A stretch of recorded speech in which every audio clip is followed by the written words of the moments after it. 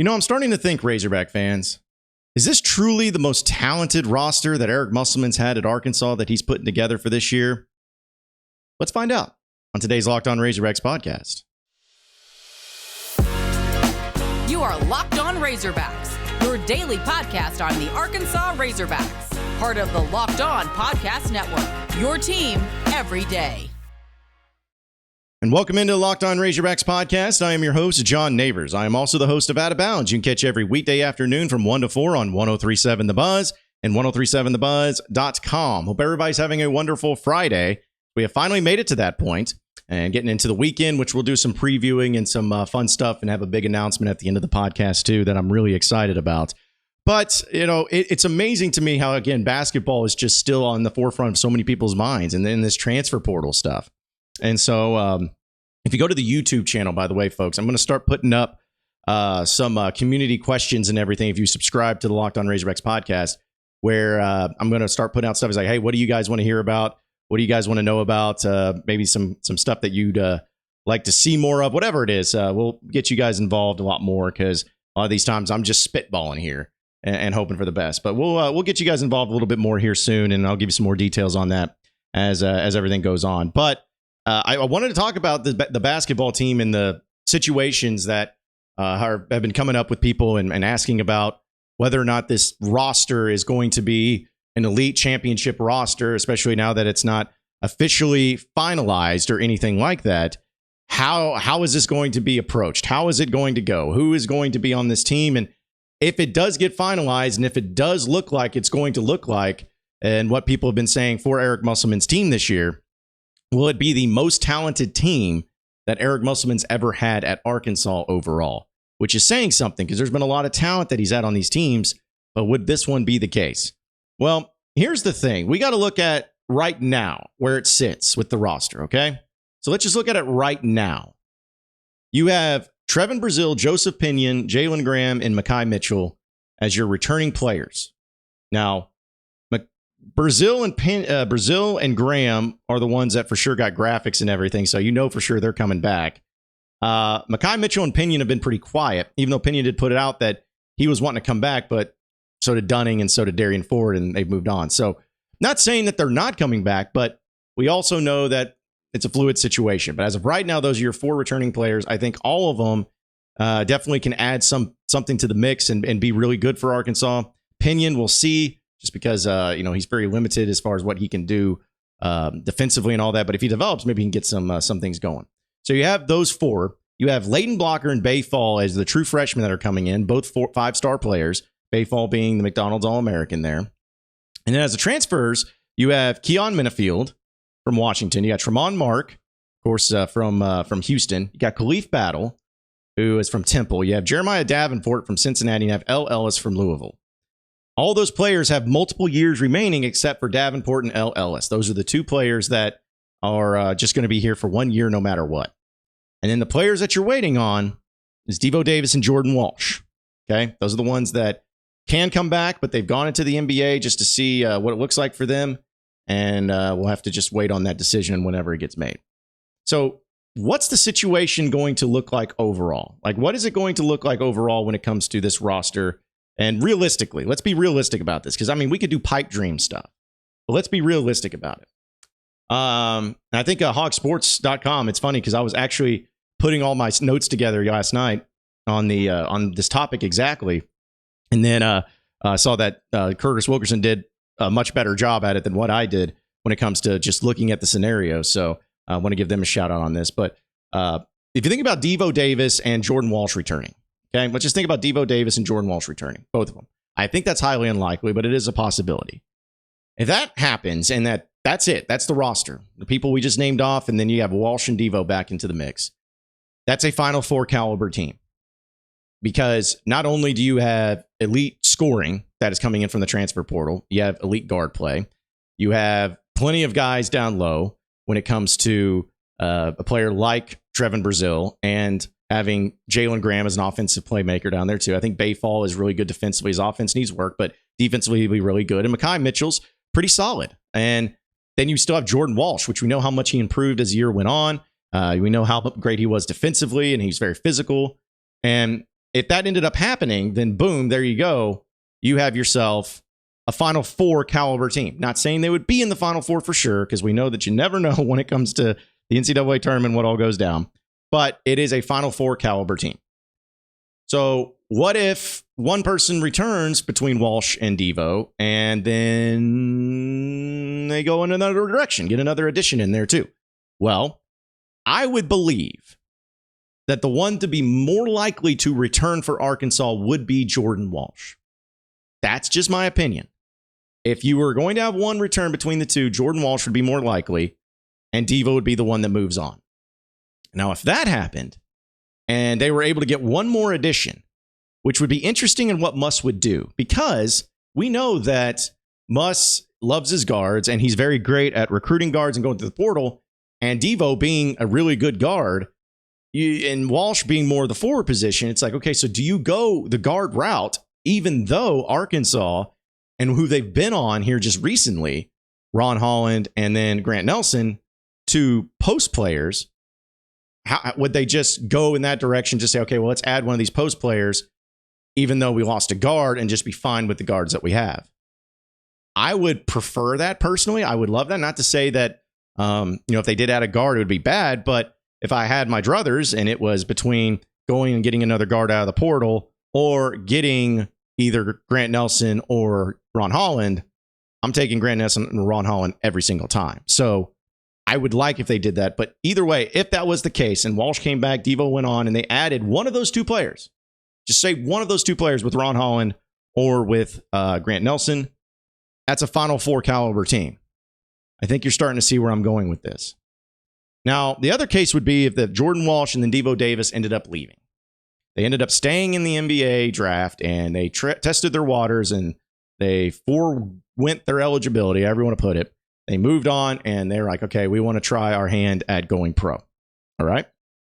That means you would have to bring in two new additions for Arkansas. Now, if you're losing out on a guard and losing out on a forward, the ideal situation, and everybody would be like, oh my goodness, what if they got Grant Nelson and Ron Holland? What if that's what they did? What if they went in that direction and then they brought those guys in and then boom, think about how awesome that would be. I'm trying to be realistic here. The reality is that if Jordan Walsh and Devo Davis still ended up leaving, you're not getting both of those guys. Let's be honest about it. It's a pipe dream. You're not getting both. But say you got one. What direction do you think Muss would go into? I have no idea personally. I don't think he would go after another big man. I think he would go more towards the guard position. Maybe a little bit of a forward. But if you think about some of the guys that he's added late into the rosters and his teams just at Arkansas, Ricky Council was a late addition. That was pretty good. Trey Wade was a late addition. And one of my favorite ones, and one that was very underrated and undervalued, Jalen Tate. Jalen Tate was, I think, from Northern Kentucky as a point guard, and he came in and was a huge get for Arkansas. So I think they would go that route, where they would get somebody who, again, is a late addition, may not be the one that just sets the world on fire, although I think Council did a great job of it. But look at somebody that would be able to be that tall guard or even a forward position to try to help them out in that regard too. That's where I would think. Now, would it be a 5-star transfer? I don't know. Again, I don't know. I just think that's the type of player that they would go after. But say if they did that, let's just say for funsies that they add either Ron Holland or Grant Nelson, and then they add in another guard / forward, tall guard, forward guy, maybe from a smaller school, maybe he's a grad transfer, whatever it may be. I still believe that roster will be good enough and have enough potency to be a Final Four team. I believe it. So that's really the scenarios that we're looking at right now. So the question becomes, too, as you're all probably asking, all right, so basically you're telling me that no matter what happens, that this team's going to be a Final Four caliber team? And my response is, yeah, I believe that. I believe that the guys that they have into the mix, and again, this is just assuming that all the transfers come in, as they say they are, and the players that are returning are saying that they're returning. And we know that there's just a little bit of maneuverability around here. But yes, I truly believe that if Arkansas has the roster and with the situations, or at least the scenarios that look like they could absolutely play out, 100% they're good enough to be at a Final Four caliber. And I think 100% it's going to be the most talented roster that Eric Musselman has ever put together overall. Will there be the Anthony Black or the Nick Smith, the first round lottery pick guys? Maybe. There's a possibility there. But when it comes to just the overall depth, everything, it'll be the most talented. Because even if some people argue about last year, it's like, dude, okay, well, how about this past season, the talent that was there? Okay, but you got to remember, you had 3 true freshmen on the bench that didn't play. They just didn't play. You had, a guy like Mikal Mitchell who played here and there, but, it wasn't like he was an elite player or really got the consistent minutes that a lot of people thought he would, or at least was hoping he would. But this year, if you're just looking at the roster, and this is not an insult, this is just a compliment. Who would be the worst player on the team? Think about it. Just if you wind it up, boop, boop, boop, boop, boop, who would be the worst player on the team? Joseph Pinion? Would it be the worst? If Joseph Pinion is your worst player, you have a phenomenal roster. So, yeah, it's going to be Eric Musselman's most talented team. And, man, if they found a way to get Ron Holland or Grant Nelson, just one of them. No matter who they bring in, no matter who returns, no matter who's up next or whatever, it's there. It's there. It's all there. The pieces are all there, and they're going to be good enough to win a championship. Can't wait to see how it all plays out.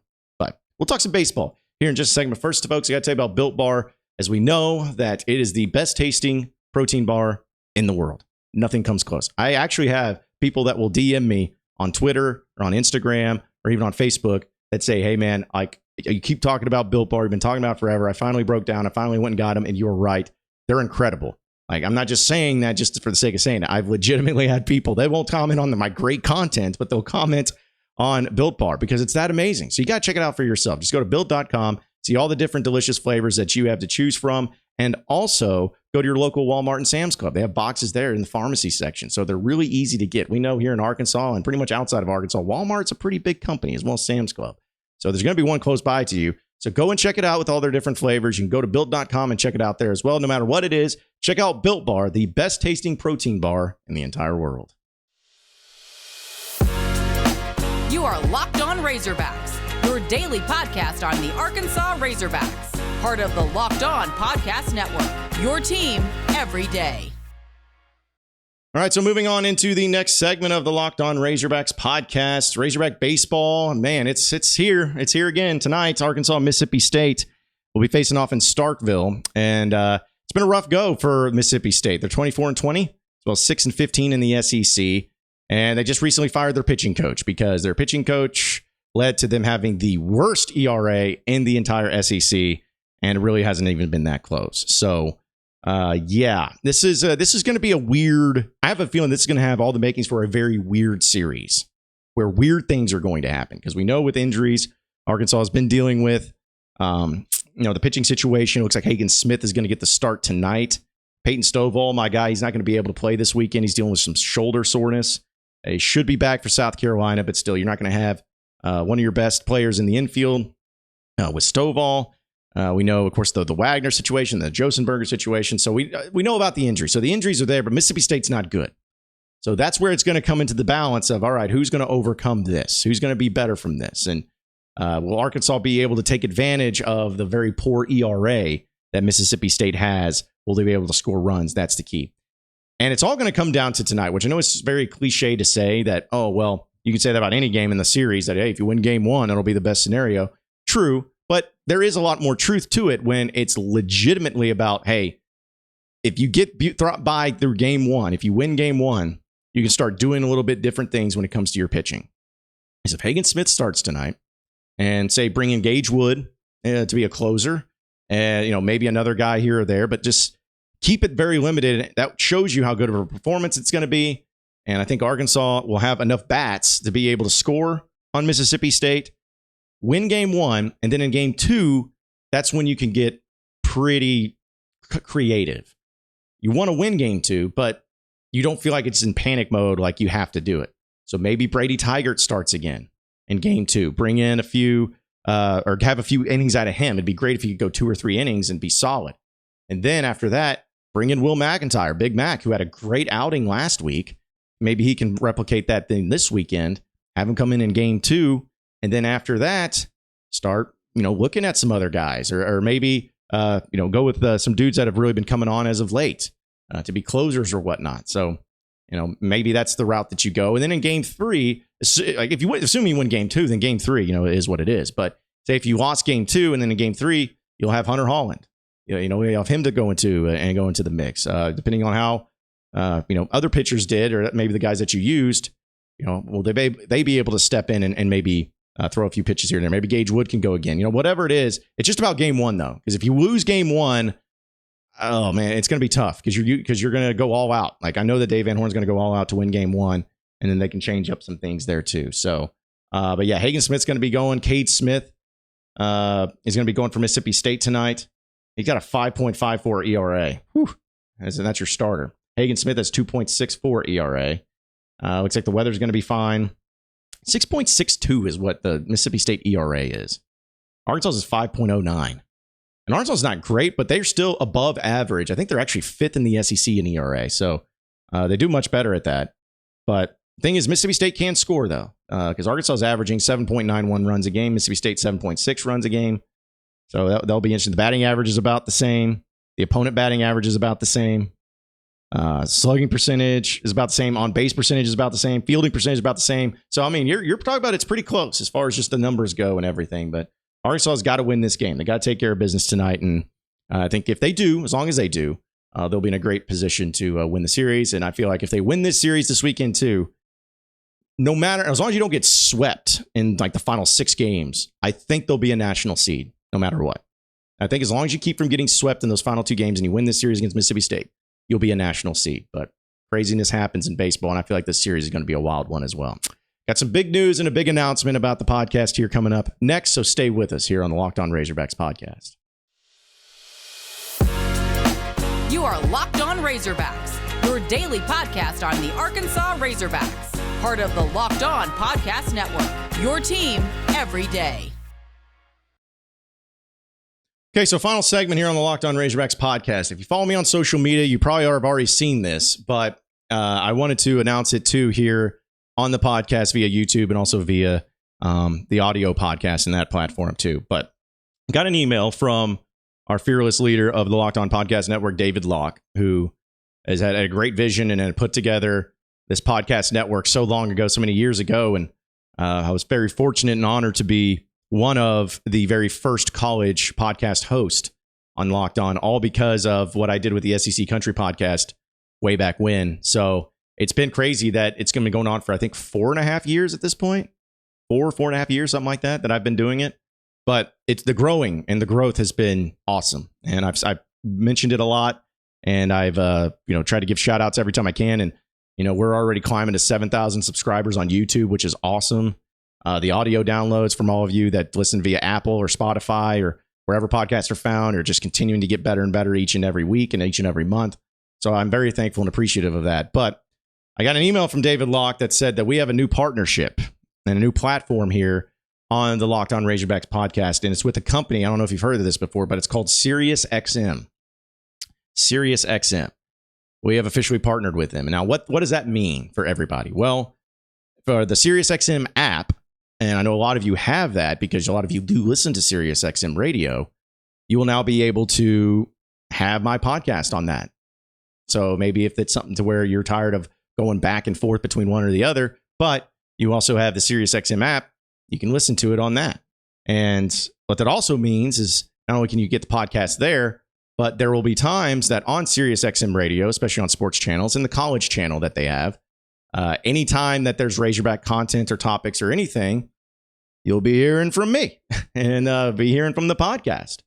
And so there's going to be that. There's going to be a lot more marketing involved with both sides, cross promotion. They're going to be promoting my podcast on the Sirius XM network, as well as the we're going to have some ads and stuff and promos for Sirius XM here, and we'll have some good guests from Sirius XM Radio, and it's kind of the same way back and forth. But either way, what it comes down to this is that most of you are probably like, okay, cool. Hey, well, that's not going to change my life. It's not going to change the way I listen or I watch the podcast. And you're right. It's not going to change the way you do it.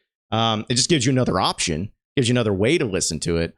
But it's more just about, it just shows you the legitimacy of what we do and what this podcast has become, and how it is not just something that is a fun little thing to do that is cute, or it's legitimate. Like, it's a legitimate platform, and it's a legitimate podcast, and it's a legitimate brand that people want to be a part of. Like, I can't tell you how many times I just walk out and for a while there, it was all because I was on the radio. And then when I see people before or after that, it was like, oh, well, I just know you from social media. And then now it's like people are knowing me because of the podcast, and which is great, because again, it's 3 different forums to where we can talk about the Razorbacks and have fun doing it. So I can't tell you how thankful I am and how awesome it is, but it shows you the growth in the brand and the podcast, and getting a big time platform and a big time brand like Sirius XM is huge. I mean, it's absolutely huge.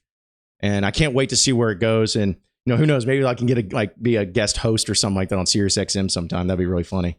But I'm just really excited about this. I'm excited about this because there's a lot of growth there. And again, Sirius XM would not partner with a company that's not legit. They wouldn't go and take a risk on a podcast like this one if it's not legit. Well, we are extremely legit, and we just continue to grow. So I can't wait to be a part of Sirius XM and the partnership and having the podcast and everything. Can't wait to do some guest spots here and there on Sirius XM as well. Just continuing to be awesome, continuing to be great, and that's what we try to do here on the Locked On Razorbacks podcast. But I just wanted to share my excitement with all of you and just give you another opportunity, another option that if you want to download or listen to the podcast, you got it on Sirius XM as well.